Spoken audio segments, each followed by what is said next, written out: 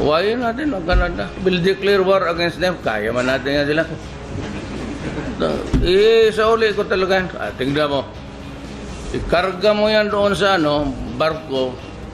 Load it, the containers to a ship and advise I will advise Canada that your garbage is on the way. Prepare a grand reception.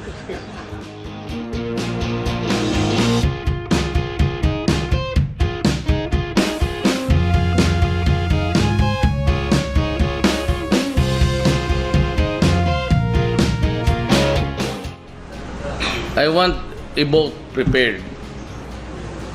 I'll give a warning to Canada maybe next week that they better pull that thing out or I will set sail doon sa Canada. Ibuhos ko yung basura nila doon.